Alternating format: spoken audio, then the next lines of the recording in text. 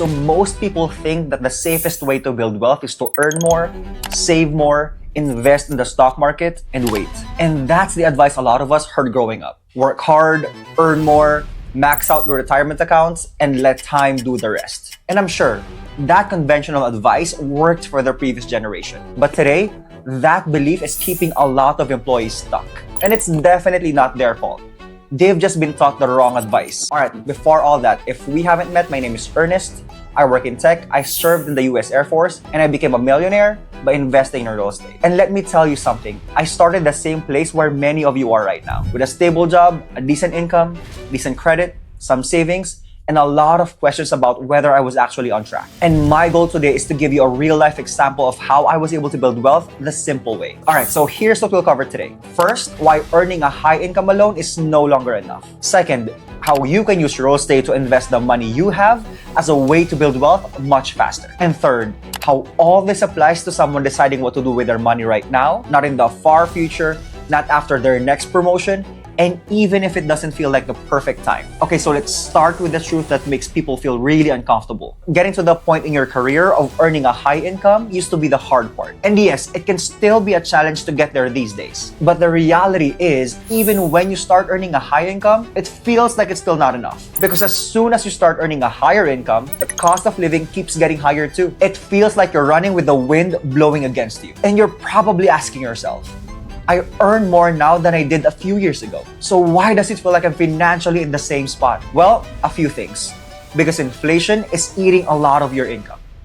And not to mention that the more money you make, the more you pay in taxes. And like I said, I get it. I've been there. So I asked myself another question. This old strategy feels like it's never going to work. So how can I really get ahead financially? And maybe you've asked yourself the same question. Maybe you've looked at other side hustles to make more money for yourself. Well, what if I told you I found a way not just to earn a little bit of money every month, but to also build wealth without having to work for a lot more? Alright, so let me tell you the one thing that changed my whole life's trajectory. And if you haven't guessed yet, yes, I started investing in residential real estate. You know, the houses in your neighborhood or small apartments that maybe you've lived in yourself. But let me take you back to how it all started. When I was in the Air Force, I wasn't earning a lot of money as an enlisted military member. And so a friend that I was roommates with lent me a copy of the book Rich Dad Poor Dad by Robert Kiyosaki. And that book literally changed how I looked at life and earning money. I stopped asking how I can make a quick buck.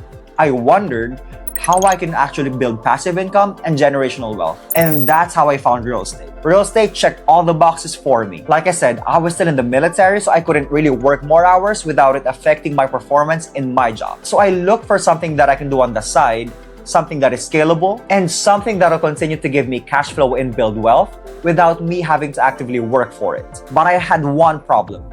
I was younger then, and I didn't have a lot of money to start with. So does that mean I just stopped there?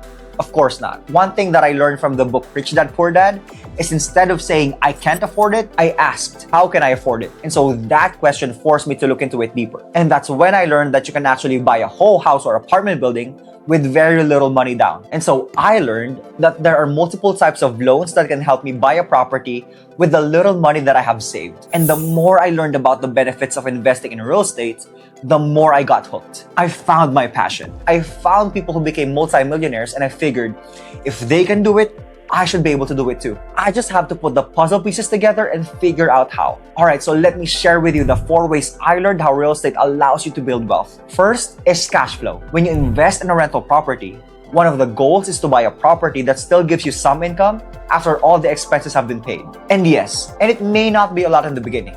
So maybe a few $100s. But as time goes on, you are able to increase rent and increase that monthly cash flow for every property that you have. When I bought my 4-unit apartment building in 2019, rents were only $650 per unit. And I think I was cash flowing around $200 a month for the whole building. And yes, I know, it wasn't a lot. But fast forward to today, and rent has increased $880 per unit.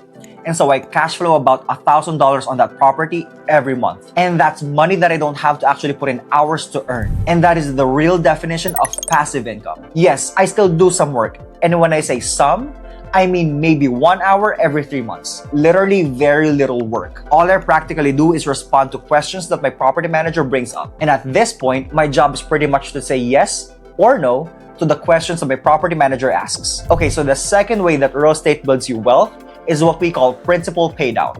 So what does that mean? When you buy a property, you get a loan from a bank to purchase the property. So say for example, you buy a $400,000 house at 3.5% down. You can literally put down as little as $14,000 and borrow the remaining $386,000. And since you got a loan to purchase the property, you have to pay down the loan every month, which is what we call a mortgage payment. And that mortgage payment is comprised of principal and interest. And so every month, you are paying down your loan. And this is what we call principal paydown. But the key here is you are not paying the loan down yourself. Remember, you have a tenant that pays your rent every month. And so you use that rent to pay the mortgage payment as well. And every time you pay down your mortgage payment, your loan balance goes down and you're essentially building equity or wealth in the property. And so like cash flow, it might start slow in the beginning, like a few $100s every month. But as time goes by, the longer you own the property, the more you are paying down every month. So even if the monthly payment remains the same over the next 30 years, the principal pay down every month is way more in year 5, more in year 10, or even more in year 20 compared to your first year of owning the property. And I've built wealth in tens of thousands of dollars on my first apartment building just by making my monthly mortgage payment. And so the third way that real estate allows you to build wealth are the tax benefits.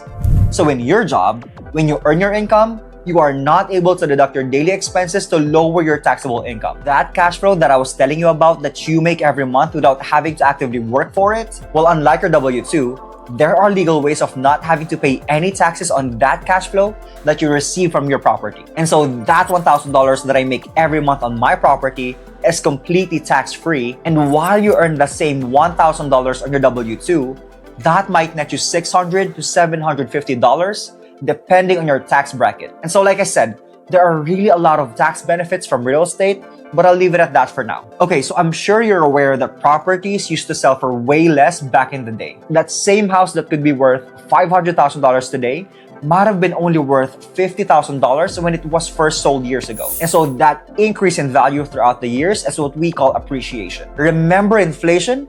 You know, the thing that you hate because as you earn more, cost of living goes up too?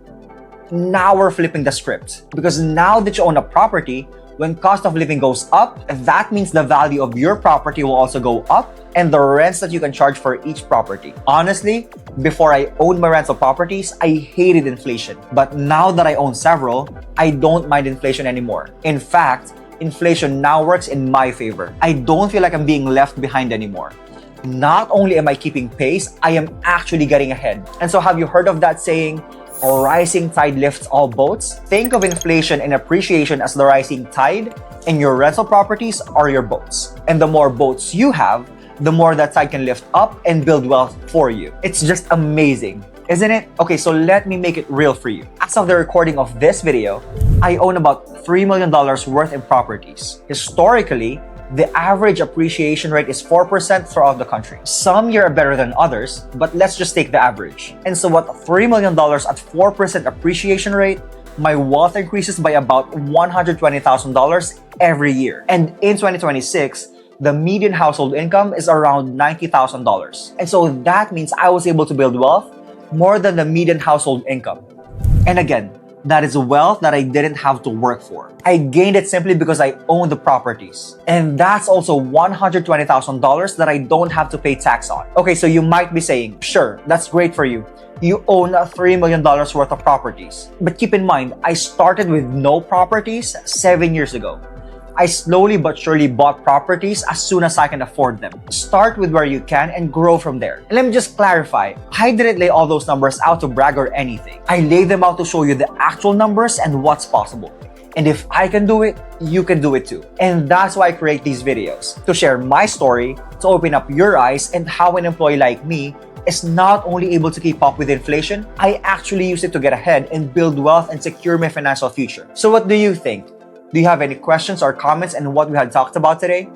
Let me know in the comments below. Alright, so that's it for now. And I hope you learned something today. And as always, keep learning, keep investing, and make your money work for you.